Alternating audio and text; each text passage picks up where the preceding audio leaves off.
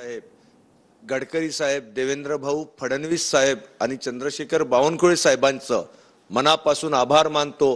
त्यांनी माझ्यावर विश्वास टाकत परत या मतदारसंघाची सेवा करायची संधी दिली, त्यासाठी सर्वप्रथम माझ्या सर्व वरिष्ठ नेत्यांचं मी मनापासून आभार मानतो। तिसऱ्यांदा संधी म्हणजे ज्या ठिकाणी काही आमदारांचे पत्ते कापण्यात आले पण तुमच्यावर विश्वास दाखवला, कुठले मुद्दे घेऊन निवडणूक लढणार काय वाटतंय?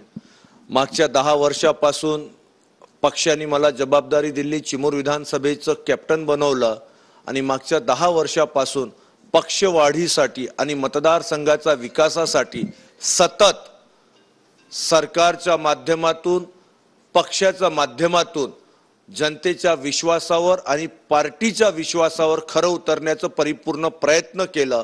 त्याचंच फलित म्हणून मला तिसऱ्यांदा पक्षाने परत माझ्या चिमूर विधानसभा क्षेत्राची सेवा करायची संधी दिली आहे। एक असा आमदार म्हणून तुमची ओळख आहे की जो कायम मतदारसंघात लोकांच्या संपर्कात असतो आणि त्याचा फायदाही तुम्हाला झाला। 2 टर्म तुम्ही निवडून आलेले आहे, तुमच्या काम आहे गेल्या 10 वर्षात केलेले, पण त्यासोबतच 10 वर्षाची अँटी इन्कम्बन्सी सुद्धा सोबत आहे।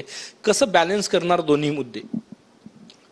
पहिली गोष्ट तर ज्या मतदारसंघातून मी येतो त्या मतदारसंघात जवळपास 150 वर्ष झाले माझं परिवार, माझं कुटुंब राहतो आणि माझं कुटुंब गेल्या अनेक वर्षानुवर्ष त्या मतदारसंघातल्या एक कुटुंबासोबत पिढीचे नाते आहे।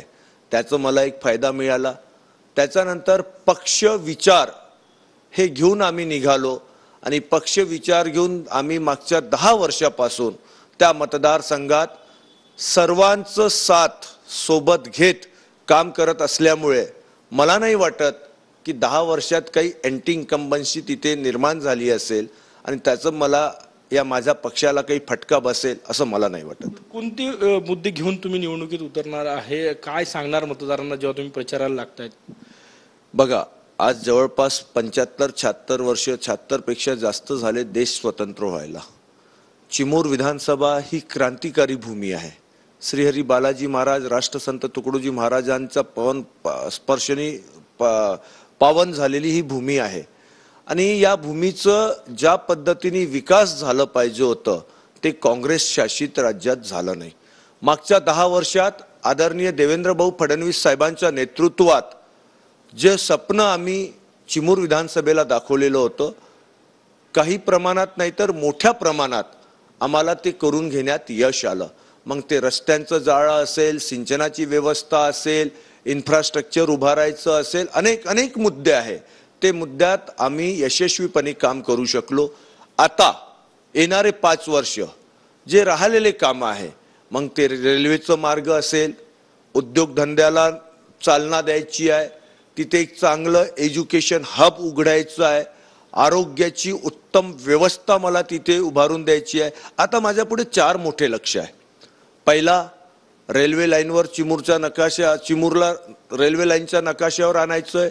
उद्योगधंदा मोठ्या प्रमाणात तिथे आणून माझ्यासारख्या अनेक बेरोजगार तरुणांच्या हाताला कामाची संधी मला उपलब्ध करून द्यायची आहे। मला एक चांगलं, ज्याच्यात कोणतंही कमर्शियल व्यवहार होणार नाही असं एक चांगलं मला एज्युकेशन हब तिथे उभारायचं आहे। तुमच्या विरोधात काँग्रेसचा उमेदवार राहणार आहे, किती विश्वास आहे जिंकण्याचा, किती काट्याची टक्कर होईल असं वाटतं? मला वाटत नाही काट्याची टक्कर होईल, कारण की मागच्या 10 वर्षापासून ॲज ए लोकप्रतिनिधी म्हणून मी माझ्या मतदारसंघाला संपर्कात आहे।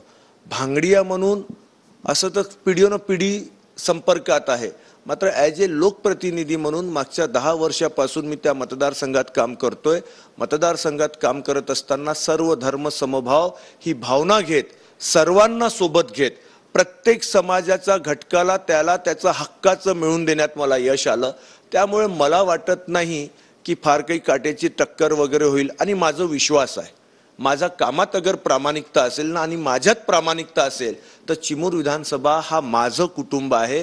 तिथे राहणारे 86,000 कुटुंब हे माझ्या कुटुंबातले सदस्य आहे आणि मी माझ्या कुटुंबातल्या सदस्यांच्या विश्वासावर अगर खरं उतरत असेल तर तो पूर्ण कुटुंब प्रत्यक्ष अप्रत्यक्ष हा माझ्या पाठीशी आशीर्वाद उभं करेल। खूप खूप धन्यवाद। कॅमेरामॅन सचिन सयामसह गजानन माटे, TV9 मराठी, चिमूर, चंद्रपूर।